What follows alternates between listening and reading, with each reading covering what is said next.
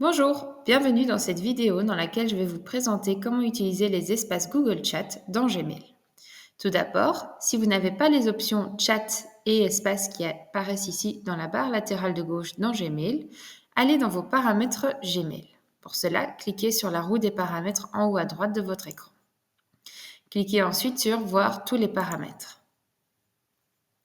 Dans les différentes catégories de paramètres en haut de votre écran, cliquez sur Chat et Meet. Ensuite, sélectionnez Google Chat. Cliquez ensuite sur Enregistrer les modifications. Maintenant, dans la barre latérale de gauche, vous avez effectivement les options Chat et Espace dans Gmail. Aujourd'hui, nous allons nous concentrer sur les espaces Google Chat. Donc pour cela, je vais cliquer sur Espace. Les espaces qui apparaissent ici sont les espaces auxquels j'ai accès. Ce sont les espaces pour lesquels je suis membre. Si je souhaite créer un nouvel espace, je clique sur Nouvel espace et dans le petit menu qui apparaît, je clique sur Créer un espace. Dans l'écran qui apparaît, je vais saisir tout d'abord le nom de l'espace que je souhaite créer. Donc ici, je vais l'appeler Test. J'ai la possibilité également de choisir une petite image, un émoticône pour facilement identifier mon nouvel espace dans la liste d'espaces auxquels j'appartiens déjà. Ici, je vais sélectionner celui-ci. J'ai la possibilité également d'ajouter une description. La description est facultative, c'est 150 caractères maximum. Alors pourquoi est-ce qu'on peut ajouter une description? Parce que maintenant dans Espace, vous avez la possibilité de rendre vos espaces, on va dire, publics. Donc toutes les personnes qui font partie de la même entreprise que vous vont voir que l'espace existe et le fait d'ajouter une description leur permet de savoir de quoi il s'agit, à quoi sert cet espace. Ensuite, on a le champ Saisissez le nom ou l'adresse email des personnes que vous souhaitez ajouter à votre espace. Donc ici, vous tapez simplement le prénom des personnes que vous souhaitez ajouter. Quand vous avez ajouté les personnes que vous souhaitez inviter, vous allez devoir paramétrer votre espace. Alors, ces 3 paramètres ici sont des paramètres que vous ne pouvez pas changer par la suite. Donc, au moment de la création de votre espace, pensez, réfléchissez à ce que vous souhaitez pouvoir faire avec votre espace. Est-ce que vous souhaitez que votre espace soit limité aux personnes que vous avez invitées? Donc là, il n'y a rien à changer. Si vous souhaitez que ce soit un espace public, vous pouvez sélectionner le nom de votre entreprise à la place de accès limité. Ce qui est important d'activer également, c'est utiliser les fils de discussion. Ça permet en fait de scinder les conversations dans votre espace sur base de blocs. Donc c'est plus facile et plus digeste du coup quand on parcourt l'espace chat. Ensuite, vous pouvez choisir d'autoriser des personnes externes à participer ou non à votre espace. Pour la démonstration, je vais le faire, mais ce n'est pas obligatoire. Donc, si vous créez un espace qui est dédié uniquement aux personnes de votre équipe, par exemple, vous n'avez pas à activer ce paramètre. Mais rappelez-vous bien que ces 3 paramètres-ci, vous ne pouvez pas les changer par la suite. Une fois que vous avez paramétré votre nouvel espace, cliquez sur Créer. Voilà, mon nouvel espace est créé. Ici, j'ai donc le nom de mon nouvel espace, l'information comme quoi j'ai la possibilité d'inviter des personnes externes. Je sais également ici qu'il y a 3 membres qui font partie de mon espace pour l'instant. Et j'ai ensuite 3 catégories différentes dans mon espace. Tout d'abord, la partie chat. Dans la partie chat, j'ai la possibilité donc d'envoyer des messages à mes collègues. Pour envoyer un nouveau message, je vais cliquer sur Nouveau fil de discussion. Ici, je peux taper un message et mes collègues vont pouvoir réagir à ce message.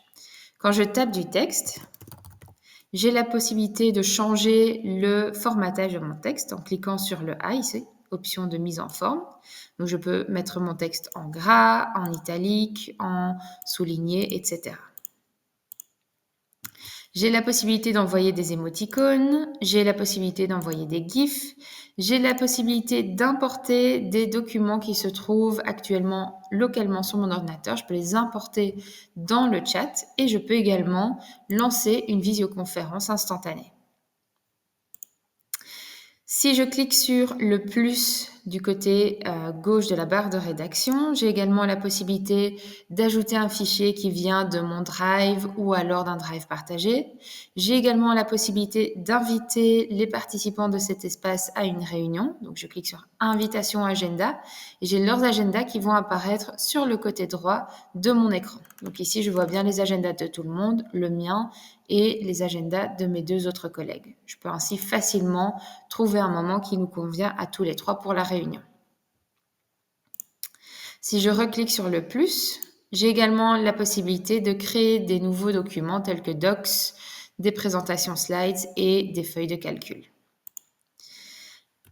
J'ai également la possibilité dans cet espace chat de mentionner des collègues pour qu'ils reçoivent une notification personnalisée comme quoi il y a un message vraiment pour eux dans cet espace. Donc si je tape arrobase et le nom d'un collègue qui fait partie de cet espace, son nom apparaît comme ceci et il recevra du coup une notification. Ce que je peux également faire, c'est taper arrobase et ensuite tous pour que tous les membres de cet espace soient notifiés. Alors, je vous ai expliqué que vous pouviez utiliser des fils de conversation, de discussion dans cet espace. C'est tout à fait possible. Donc, on l'a activé au moment du paramétrage. Donc là, j'ai déjà un fil de discussion. Je peux en créer un autre. Et donc, les membres de cet espace pourront réagir soit à ce fil de discussion-ci, soit à l'autre, soit aux deux. Tous les documents que vous allez partager dans le chat vont apparaître dans la catégorie fichier également. Alors, à chaque fois que vous allez ajouter un document, il va apparaître ici en liste. Donc, vous n'allez pas devoir parcourir tous les échanges que vous avez eus dans le chat pour retrouver un document. Il suffit de venir dans cette catégorie fichier. Ensuite, on a une troisième catégorie qui s'appelle tâches, qui permet en fait d'organiser les tâches des personnes qui font partie de cet espace. Donc, n'importe quel membre peut créer une tâche. Imaginons ici que je souhaite créer une nouvelle tâche. Donc, je vais l'appeler nouvelle tâche. Je peux également ajouter une description à ma tâche. Je peux ajouter une date et une heure. Donc, ce qui est intéressant en ajoutant une date et une heure, c'est que la tâche apparaîtra du coup aussi dans l'agenda de la personne qui va réaliser la tâche. Et ensuite, je peux attribuer la tâche à un des membres de mon espace. Donc ici, je vais cliquer sur Attribuer. Je vais sélectionner mon propre nom pour la démonstration. Une fois que la tâche est prête, je clique sur Ajouter. Toutes les personnes qui font partie de cet espace vont voir la tâche. Et la tâche, étant donné qu'elle m'est attribuée, va également être disponible dans ma liste de tâches personnelles qui se trouve ici à droite. Pour marquer une tâche comme terminée, je clique simplement sur la bulle à côté de la tâche. Et voilà. Alors, chaque espace a également ses propres paramètres. Donc, si je souhaite ajouter des membres ou voir qui est membre d'un espace, à côté du titre de l'espace, je clique sur la flèche. Je peux voir les membres. Je peux également cliquer ici sur le plus pour en ajouter d'autres. Donc, je peux inviter d'autres personnes à participer à mon espace. Ensuite, j'ai également d'autres options. J'ai également la possibilité de marquer cet espace comme non lu. Donc, s'il y a des messages pour lesquels je dois être rappelé de les lire, je peux remarquer la conversation comme non lu. Je peux également épingler l'espace pour que l'espace reste bien en haut de ma liste d'espaces et ne se perde pas dans la liste de tous les espaces dont je fais partie. J'ai également la possibilité de désépingler mon espace s'il ne doit pas être en permanence en haut de la liste. Je peux également changer les notifications par espace. Donc, il y a certains espaces pour lesquels vous allez avoir toutes les notifications. Donc, à chaque fois qu'il y a un nouveau message, vous êtes notifié. Ou vous pouvez choisir de n'être notifié que si votre nom est mentionné. Ou vous pouvez également désactiver complètement les notifications. Cliquez ensuite sur Enregistrer. Si je reclique sur les paramètres, j'ai également la possibilité de quitter l'espace sans pour autant le supprimer. J'ai la possibilité de bloquer l'espace si l'espace n'est plus nécessaire ou qu'il y a eu un incident dans cet espace.